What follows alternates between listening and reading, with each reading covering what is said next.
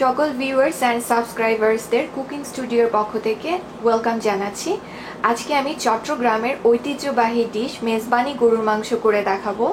মেজবানি গরুর মাংসে কিন্তু অনেক টাইপের মশলা লাগে, আমি সব পরিমাণ সহ বলে দিচ্ছি, আপনারা নোট করে নেন। এর জন্য আমি এখানে পেঁয়াজ বাটা নিয়েছি হাফ কাপ, আদা নিয়েছি 1.5 টেবিল স্পুন, রসুন নিয়েছি 1.5 টেবিল স্পুন, হলুদের গুঁড়ো আছে 1.5 চা চামচ, মরিচের গুঁড়ো আছে 2 টেবিল চামচ, জিরার গুঁড়ো আছে হাফ টেবিল স্পুন, আর ধনিয়ার গুঁড়ো আছে 1 টেবিল স্পুন। এছাড়া একটা টমেটো কিউব করে কাটা আছে গরম মশলা, এখানে 4-5টা লং, 4-5টা এলাচ আর 2 টুকরা দারচিনি আছে, কিছু কাঁচামরিচ আছে। এছাড়া আছে বাদাম, চীনা বাদাম পেস্ট করা অ্যারাউন্ড 3 টেবিল স্পুনের মতো। এছাড়া লাগবে সাদা সরিষা, আমার এখানে সাদা সরিষা অ্যাভেলেবল না, সো আমি যে মাস্টার্ড পেস্ট কিনতে পাওয়া যায় সেটা 1 টেবিল স্পুন ইউজ করব। রান্না করার জন্য অবশ্যই সরিষার তেল লাগবে, স্বাদ মতো লবণ লাগবে। এছাড়া এখানে আমি একটা মশলার পেস্ট, মশলা আপনারা চাইলে বেটে নিতে পারেন, চাইলে আপনারা গুঁড়ো করে নিতে পারেন, আমি গুঁড়ো করে নিয়েছি।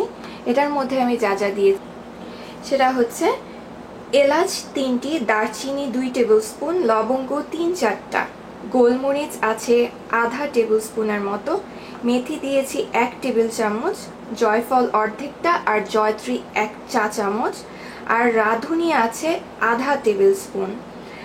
এগুলো সব মিলে হালকা একটু তেলে জাস্ট গুঁড়ো করে নিয়েছি, সেখান থেকে আমি 1.5 টেবিল স্পুন ইউজ করব। এখানে প্রায় 1.5 কেজির মতো গরুর মাংস আছে, এর মধ্যে একে একে সব মশলা দিয়ে দিব। পেঁয়াজ, আদা আর রসুন বাটা, কাঁচামরিচ, টমেটো আর আস্ত গরম মশলাগুলো, হলুদ, মরিচ, ধনিয়া, জিরার গুঁড়ো, বাদামের পেস্ট,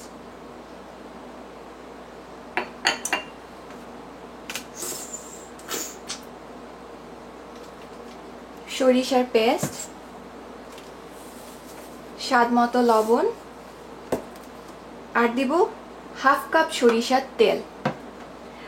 সব কিছু দিলাম, শুধু সেই যে মশলাটা আমি বানিয়েছি, জয়ফল, জয়ত্রী, রাঁধুনি, এলাচ, দারচিনি, লবঙ্গ যা যা বলেছি সেই মশলাটা আমরা পরে দেব।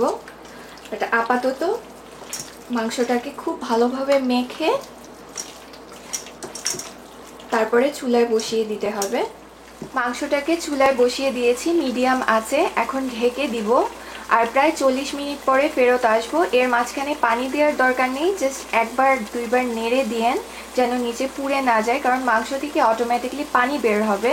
সো এক্সট্রা পানির দরকার নেই, যদি লাগে আমরা পরে দেব। সো আপাতত ঢেকে দিচ্ছি আর ফিরে আসছি 40 মিনিট হয়ে গেছে। মাঝে আমি জাস্ট 2বার নেড়ে দিয়েছিলাম। এই যে গরু থেকে যথেষ্ট পানি বের হয়েছিল অ্যান্ড পানিটা মোটামুটি শুকিয়েও গেছে, উপরে তেলও দেখা যাচ্ছে। এবার এই পর্যায়ে আমি 1 কাপের মতো গরম পানি দিয়ে দিব, দিয়ে আর ঢাকার দরকার নেই। এবার পানিটা দিয়ে গরুর মাংসটা আরও আধা ঘন্টার মতো সিদ্ধ করব। ঝোল অনেকখানি শুকিয়ে গেছে। এবার এই পর্যায়ে আমি দিব তেলে রাখা সেই মশলার গুঁড়ো দিয়ে একটু নেড়ে 10 মিনিটের মতো চুলায় রাখবো, তারপরে নামিয়ে ফেলবো। 10 মিনিট হয়ে গেছে, পানি শুকিয়ে তেল উপরে উঠেছে, এখন চুলা বন্ধ করে দিব। এত নাইস অ্যারোমা, পুরো ঘর মেজবানির মাংসে মৌ মৌ করছে গন্ধে। সো আপনারা করে দেখেন, আমি শিওর ভালো লাগবে। আর এটা কিন্তু একটু ঝাল ঝাল খেতে হয়, সো আপনারা চাইলে ঝাল কম বেশি করে নিতে পারেন।